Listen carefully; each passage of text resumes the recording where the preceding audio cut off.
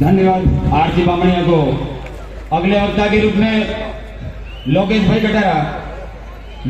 कटारा थोड़ा समय। विधायक राम प्रसाद जी इंडोर साहब, आप थोड़ा सा जहाँ कहीं भी हो मंच तक पहुंच जाए। का नारा है, जय जोहार का नारा है। एक तीर एक कमान, एक तीर एक कमान। हेलो, ग्राम पंचायत पाटपुर की ओर से माला कटारा पावन धरती पे आप सभी को हार्दिक जोहार करता हूँ। पूरी जमीनें ले लिए, मैं ये बोलने के लिए आया हूँ, आप सब जो कोई भी बाहर से आता है उसके लिए खर्च होंगे करके अंदर पटवारी है, तहसीलदार है, जो भी है वो सब हमारे आदिवासियों को बेवकूफ बनाते हैं। इसलिए हमारे ये मांग है, मैं निवेदन करता हूँ कि जो भी हमारे आसपास में जो आवाज उठा है और हमारे ये आबादी नंबर होने चाहिए और जमीन ले रहे हैं ये, वो अपना सांस्कृतिक प्रदर्शन करेंगे। अभी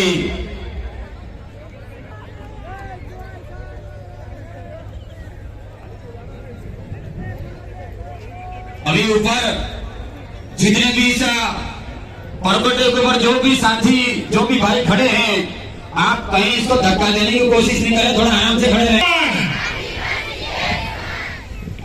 भाइयों और बहनों, आज हम विश्व आदिवासी दिवस मना रहे हैं और ये 9 अगस्त का दिन है। वो युवाओं ने जिस तरह से अत्याचार हो रहे हैं, अन्याय हो रहा है, ये पूरा षड्यंत्र पूर्वक हो रहा है। और ये देश में जो कर रहे हैं वो हुक्मरान, जो नरेंद्र मोदी और जो अमित शाह जो गृह मंत्री है, वो मिल करके इस देश में ये हमारे आदिवासियों को मेहनत कर एसटी, एससी, ओबीसी और माइनॉरिटी को इनको खत्म करने का षड्यंत्रपूर्वक इनको अत्याचार और न्याय करने के लिए उनके ऊपर षड्यंत्र चल रहा है। और हमने देखा पूरे देश के अंदर मणिपुर की जो घटना को लेके हमारी बहनों के ऊपर जो नंगे करके घुमाया गया, जुलूस निकाला गया और वो ऐसी जगह हाथ लगा रहे थे, बड़ी शर्मनाक बात है। बात करते हुए हमको रोना आता है, लेकिन देश के हुक्मरान आज तक एक शब्द नहीं बोला और 3 महीने हो गए। तो मैं कहना चाहता हूं, नरेंद्र मोदी और अमित शाह तो गूंगे बन गए हैं, बहरे बन गए हैं, उनको सत्ता पे बने रहने का कोई हक नहीं है। लेकिन इस देश की जो राष्ट्रपति है द्रौपदी मुर्मू और जो राज्यपाल है, वो जो अत्याचार और न्याय हो रहा है वो क्यों देख रहे हैं? क्यों मणिपुर सरकार को बर्खास्त नहीं किया? क्यों नरेंद्र मोदी को हटाना चाहिए? करें देश में राष्ट्रपति शासन लगना चाहिए, करना चाहिए। साथियों, आप इनको देखने का 1 घंटे का भी इंतजार नहीं होना चाहिए, लेकिन ये देश की राजनीति कर रहे हैं और षड्यंत्रपूर्वक हमारे ऊपर अत्याचार किया जा रहा है। तो मैं साथियों कहना चाहता हूं कि पूरे देश के अंदर चाहे कांग्रेस हो चाहे बीजेपी हो, आपने देखा होगा विश्व आदिवासी दिवस जब हम शुरुआत में मनाते थे तो वो विरोध करते थे और क्या कहते थे बीजेपी वाले कि विश्व वनवासी दिवस, यानी कि आदिवासी का नाम पसंद लेना नहीं चाहते थे और जोहार का विरोध करते थे। आज आदिवासी राजनीति कर रही है। हमारे आदिवासियों का जो दिवस था उसको भी वो मानकर प्यार करके शरद लोग ये चाहते हैं कि आदिवासियों का विश्व दिवस है उसको हम अडॉप्ट कर लें, लेकिन उनकी यह जो मंशा है वो कामयाब नहीं होने वाली है। और आज हमने देखा कि उनकी जो गाड़ियां जा रही थी उसमें भी भीड़ प्रदेश का झंडा लगा हुआ था, जय भारत का झंडा लगा हुआ था।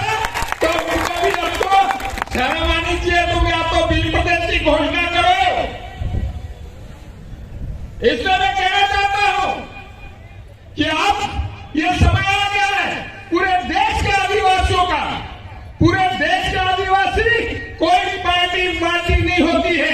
पूरे देश के आदिवासियों को जो अत्याचार हो रहे हैं, अन्याय हो रहा है, उसके खिलाफ हमको एक आवाज के साथ में खड़ा होना पड़ेगा। और जहां का भी हमारे ऊपर अत्याचार होगा वह हमको ताकत दिखानी पड़ेगी। ऐसे एक आवाज के साथ में आदिवासी नजर आना चाहिए। और ये जो कोशिश कर रहे हैं, मैं आपको ये इस तरह के करके मैं आह्वान इसलिए करना चाहता हूं कि देश में मानवता को बचाना है। जब मानवता को बचाना है तो देश का मूल मालिक है, कौन है? आदिवासी है।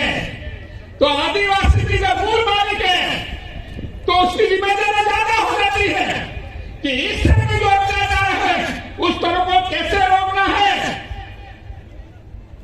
इसलिए अभी जो पार्टियां हैं, अभी जो व्यवस्था है, अभी जो संविधान है, उसको तहस नहस करना चाहते हैं। इस संविधान को खत्म करना चाहते हैं कांग्रेस और बीजेपी दोनों की मिली भगत से। और जब संविधान के अंदर दे दिया है, जो सभी हमको हक अधिकार दिए हुए, उसको ही पालना नहीं करना चाहते। हमने विधानसभा में जाके बोला कि 5वीं अनुसूची लागू करो, लेकिन तैयार नहीं है। आदिवासी सलाहकार परिषद है, उसके अंदर मुख्यमंत्री अध्यक्ष बना हुआ बैठा है। और वो मुख्यमंत्री, हमने पूछा कि अध्यक्ष तो आदिवासी को बनाओ, आप कैसे बने हुए हो, आपको छोड़ देना चाहिए। तो क्या बोलते, मैं अध्यक्ष हूं क्या? अरे वो आश्चर्य से हमको पूछ रहा था कि हम अध्यक्ष है क्या? जब उसको ये मालूम नहीं है कि इस तरह से धोखा में रखे आदिवासियों के साथ अन्याय 5 साल तक लगातार किया। इसलिए हम कहना चाहते हैं कि मानगढ़ की राजनीति राहुल और फाहुल जो आ रहे हैं तो वो वापस जाइए अपने। और इस इलाके में केवल और केवल आदिवासियों की चलेगी। हम चाहते ही नहीं चाहते, हम किसी तरह का दबाव नहीं चाहते, हम अत्याचार नहीं करना चाहते, लेकिन इस मानवता को बताना है तो निश्चित रूप से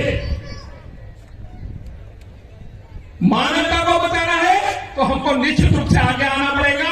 और हम चाहते हैं सारे लोग मिल करके, जो न्यायप्रिय हैं, जो संविधान को मानने वाले हैं, वो लोग सब हम मिल करके इस व्यवस्था को बदलें। और ऐसी आपने देखो, मैं क्योंकि घटना उजागर नहीं करना चाहता है, लेकिन ये जो देश के अंदर एक एक उजागर का हमारा खून है, फूल उठता है, हमको रोना आता है। लेकिन भाइयों, रो के भी करें क्या? रो के भी करें क्या? हम इससे चाहते हैं कि जो हमारे हुक्मरान है और हमारे यहाँ पे जो कलेक्टर, हमारे जो अधिकारी है, उनको भी नहीं शर्म आती है कि इस तरह से ये जो अन्याय हो रहा है उसमें आदिवासियों के साथ देखना होना चाहिए। लेकिन उनको भी ये समझ में नहीं आ रहा है। इसलिए मेरे भाइयों, मेरे पत्रकार बंधुओं, आप सबसे मेरा अनुरोध है कि आप चुप मत रहिए, आप चुप मत रहिए, आप भी हमारे साथ आइए और कंधे से कंधा मिला करके हम चाहते हैं कि किसी के साथ अन्याय नहीं हो, किसी के साथ अन्याय नहीं हो, ऐसी व्यवस्था होनी चाहिए। और हमारा जो संविधान में हमको अधिकार दे रखा है, उस अधिकार की पूरी तरह से पालना के लिए हम आगे मिल करके आ रहे हैं। और हम सबके ऊपर एक जबरदस्त जिम्मेदारी है आदिवासियों के ऊपर, क्योंकि हम मूल मालिक है, मूल वारिश है। हमारे ऊपर जिम्मेदारी है। जिम्मेदारी ये है कि हम अनुशासन का पालन करते हुए, संविधान को मानते हुए हम एक मंच पे आ जाए। हम एक मंच पे आकर के निश्चित रूप से एक मिसाल कायम करनी पड़ेगी। और मेरे भाइयों, में आप सबसे विनती करता हूं, निवेदन करता हूं कि आप इस मंच के माध्यम से अब हमारे पास में, अब हमको जो मार रहे हैं उस मार रहे हैं, तो अब दूसरा चारा नहीं है। इसलिए अब एक हो जाइए और किंतु परंतु नहीं करके केवल और केवल हमको सम्मिलित होकर संघर्ष करना है। यही बात करके मेरी बात खत्म करता हूँ। जय जोहार, धन्यवाद। एक बार नारा बोल देता हूँ मैं, जय जोहार का नारा है। अरे इतना पंडाल में दिल्ली तक आवाज जाना चाहिए।